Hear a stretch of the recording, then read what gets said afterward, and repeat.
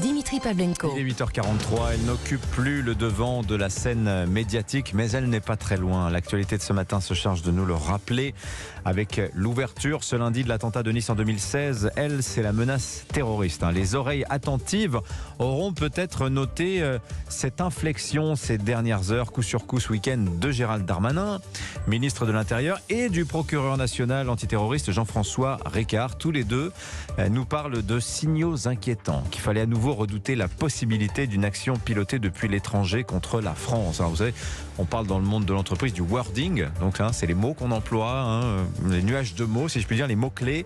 Oui, ça change. Enfin, il y a quelque chose qui est en train de se passer.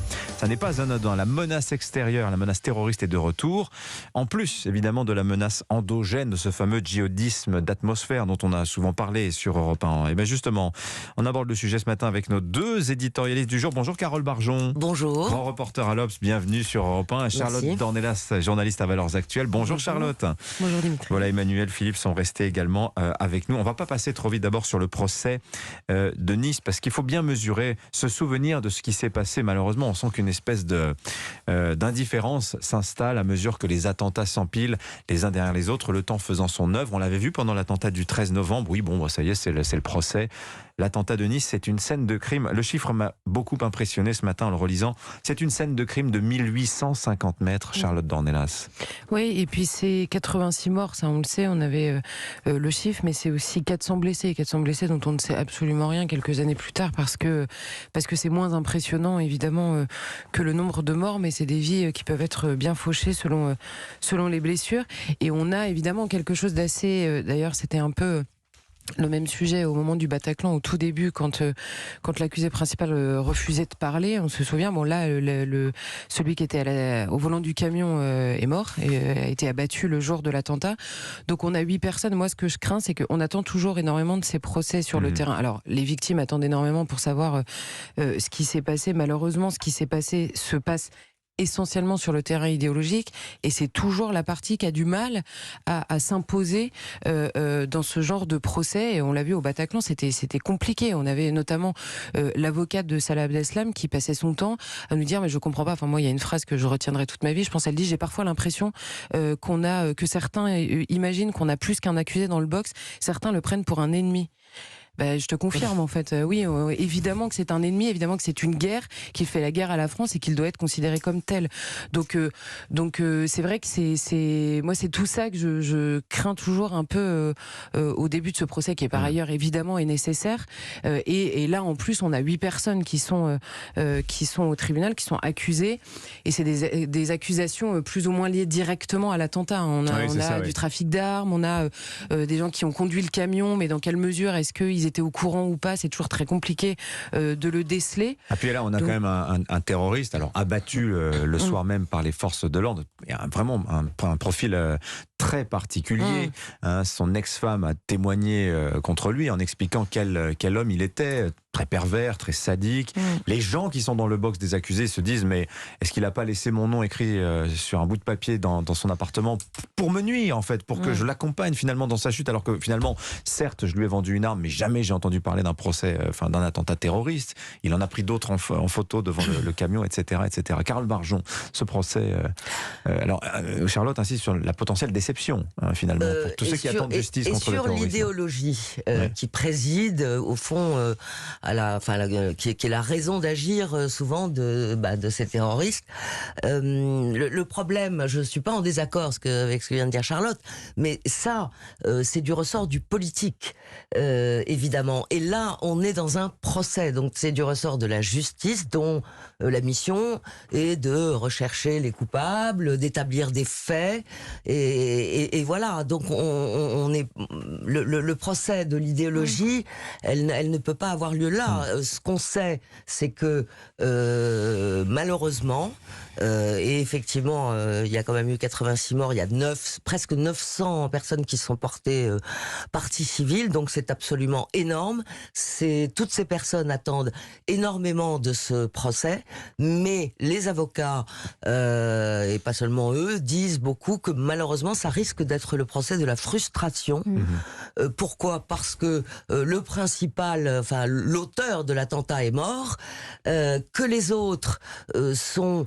On avait dit pour le V13, c'est le procès des lampistes, là plus que jamais. Qu'il n'y a pas de co-auteur véritablement, il y a eu des complices, mais qui ne sont pas accusés d'être co-auteurs de l'attentat, et qui sont éventuellement poursuivis pour des faits d'association de malfaiteurs, etc. Oui. Donc les victimes, les proches des victimes plutôt, risquent d'être extrêmement déçus. Et au fond, la fonction de ce procès sera peut-être de permettre de libérer la parole, et que ces gens puissent parler. On a un peu ce sentiment-là ce matin. C'est un peu ce que disait maître Gérard Chemelin, qui était notre invité à 7h10. Son interview est à retrouver d'ailleurs sur europe1.fr. Emmanuel Ducrot, vous vouliez ajouter quelque chose? Oui, l'intérêt de ce procès est là, c'est qu'il ne dira pas une vérité factuelle. Il dira un point mémoriel. C'est comme poser une stèle, un procès comme celui-là. Et ce qui émerge, c'est un bas-relief. C'est-à-dire des morceaux de vérité qui émergent du vide, du creux, de l'absence d'auteur, de l'absence de parole. Il va falloir faire avec ça. Et je pense que pour les familles des victimes, c'est important de se retrouver probablement ensemble, de partager l'émotion, le drame, etc. Mais je crois qu'effectivement, ça ne refermera pas de plaie. Voilà, et c'est dans ce contexte, dont je reviens à mon lancement, c'est dans ce contexte que Gérald Darmanin, mais il n'est pas seul, le procureur national antiterroriste, tous deux, en l'espace de 48 heures, nous disent voilà que revient la menace terroriste extérieure. Alors en ce qui concerne Gérald Darmanin, si on élargit un petit peu la photo, on voit que c'est aussi dans le contexte aussi de ce fiasco autour de l'imam Iqiyoussen, où il est en situation de fragilité politique. Le pôle régalien du gouvernement qu'il incarne est pris en situation de défaite. Comment vous interprétez ça, Charlotte Dornelas ? Il a des informations dont il ne peut partager, mais il a envie de. Ça, j'en sais rien. Il a envie qu'on fasse attention. Enfin. J'en sais rien parce qu'il ne m'a pas appelé pour me donner les informations qu'il ne nous a pas partagées à tous. Non, mais j'en sais rien. Moi, quand j'entends la menace terroriste revient, j'ai envie de leur dire, je sais pas, j'ai l'impression que c'est tous les 3 jours, en fait, un coup de couteau par-ci, un coup de couteau par-là. Je rappelle quand même que l'État islamique a demandé à ces soldats, c'est-à-dire à n'importe qui veut être un soldat de l'État islamique pendant 2 heures, d'attaquer avec sa voiture, son couteau, partout où ils sont. Et on prend toujours ça de manière comment dire, individuelle, en se disant une attaque au couteau et tel profil, et on décortique le profil comme s'il n'appartenait pas à plus large que lui. Donc déjà cette menace, alors évidemment c'est pas aussi spectaculaire, on va dire, que le Bataclan, que les terrasses ou que. Pour résumer, vous dites, il faut pas aborder ce phénomène comme un juge d'instruction qui va s'arrêter sur un événement. Il faut avoir une lecture un peu plus large. Évidemment, et la question. Alors moi, quand j'ai regardé, j'ai épluché les profils qui sont au tribunal justement pour Nice. Alors c'est que des profils de grande délinquance, de trafic d'armes en réseau. C'est que des réseaux, en l'occurrence tunisiens et albanais. Et donc ils s'échangent. Et il y en a un pour se défendre qui dit oui, je lui ai donné des armes et je savais pas que c'était pour faire un attentat parce que moi d'habitude je lui vends de la coke. Ah pardon, donc excusez-nous, on s'est trompé. C'était voilà. Et donc on comprend que c'est des réseaux de gros trafic et de grand banditisme. Et on a à la fois sur la question, vous citiez vous-même la question de l'imam, on a un Gérald Darmanin qui est empêtré. Il n'y a pas la réforme de fond qui permet de rendre les expulsions beaucoup plus faciles pour les profils qui sont visés. Et de l'autre, on a, et je fais peut-être un lien avec l'interview que vous avez fait ce matin, mais une réforme de la police qui précisément risque d'affaiblir les enquêtes extrêmement ciblées et spécialisées sur le grand banditisme, au profit en effet de la petite et moyenne délinquance qui doit être gérée. Mais je sais pas, tout ça mis ensemble, on a parfois l'impression que les sujets sont traités, enfin même tout le temps, sont traités de manière séparée. Or là, franchement, ça fout le vertige en fait. Et ce cloisonnement qui était précisément l'objet. Soi-disant, c'est pour lutter contre. Voilà. J'ai peur que ce soit pire, mais bon. Philippe, vous voulez. Oui, je dis une chose, c'est que ce que dit Charlotte est important. Ces coups de couteau dont on entend parler un peu dans toute l'Europe, ils ont un sens politique. Et encore ils viennent, même si on bien sait sûr. pas si et on est vite passé sur l'attentat contre Rushdie, qui est quand même énormissime, qui est un événement mondial. Et on a une difficulté. Rappelons-nous, après les attentats de Nice, il y a eu un débat. Faut-il en parler et comment ? en quelque sorte, les photos, les commentaires, les noms du participant, etc. On s'est dit non, peut-être pas. On a un rapport terrible avec le terrorisme et avec sa cause politique qu'on ne veut pas nommer. Mais qualifiez les choses, Philippe. Quel est ce rapport on ne veut que pas nous parler avons de liste. Par exemple, le président de la République. On a parlé du camion fou. J'ai encore entendu le camion fou. Le camion fou, il n'était pas fou, le camion. Il savait très bien ce qu'il faisait. Le président de la République récemment, quand il a, après l'attentat de Rushdie, et la ministre de la Culture n'ont pas dit le mot islamiste après l'attentat de Rushdie. Comme François Hollande en 2015. Ils ont la politique qu'il y a derrière ces crimes. Crimes commis par des types sans doute très excités, mais on nous dit des déséquilibrés. On appuie sur le fait qu'ils sont, entre guillemets, déséquilibrés, mais ils sont politiques. Et donc, on ne veut pas parler de ça. C'est un vrai problème que l'on a. Après les attentats de Nice, ça a été un débat incroyable de savoir s'il fallait en parler ou non, de quelle façon. Vous vous rendez compte? Mais précisément, c'est ce que je disais tout à l'heure, c'est-à-dire que ça, c'est la mission des hommes politiques, des responsables politiques, et précisément, notamment ceux qui nous gouvernent. Oui. Parce que la justice, elle doit établir des faits. Donc, ils ont des rôles absolument différents. Et un juge ne peut pas... qualifier, il peut dire que par exemple on est radicalisé parce que ça c'est dans la loi, mais qualifier une idéologie c'est beaucoup plus compliqué pour la justice, c'est le rôle des politiques.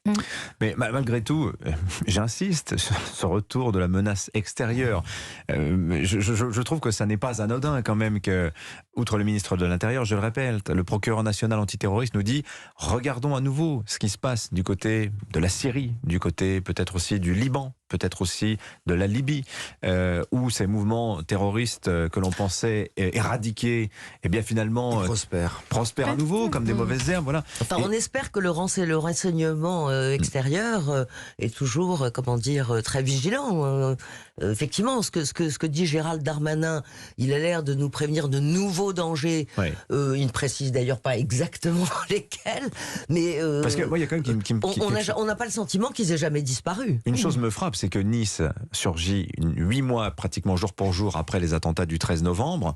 Et on se dit maintenant, on regarde ce qui s'est passé, c'est étonnant quand même que la promenade des Anglais n'ait pas été interdite finalement, n'ait pas été interdite à la circulation, que ces camions aient pu rentrer. Ça fait partie des choses qui vont être discutées autour du procès, pas précisément dans le procès. Mais quelles leçons a-t-on tiré finalement des attentats précédents? Est-ce que les failles dans le renseignement, dans le suivi de ces profils radicalisés qui sont partis en Syrie par exemple, est-ce qu'aujourd'hui on l'a intégré, est-ce qu'on le suit bien? Ça fait partie des questions qui sont posées. Oui, je sais pas en fait que quand il dit il y a un retour du terrorisme, est-ce que c'est par rapport à ces dernières années? Alors évidemment, le Covid, il y a eu un truc qui a été quand même assez pratique sur le retour des djihadistes, c'est la fermeture des frontières. Je veux pas.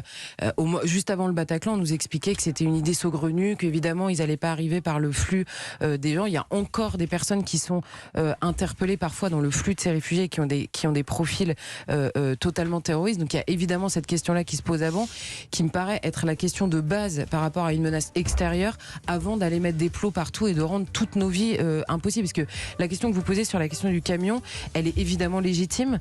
Et en même temps, on se dit, mais jusqu'où on va dans nos vies quotidiennes? C'est très compliqué aussi de faire cette dose-là. Et je pense qu'il y a quand même des mesures qui me semblent essentielles et efficaces avant celle-ci. Merci Charlotte Dornelas de Valeurs Actuelles, Carole Barjon de l'Obs. Merci Carole, à la semaine prochaine. Et Philippe Vandel.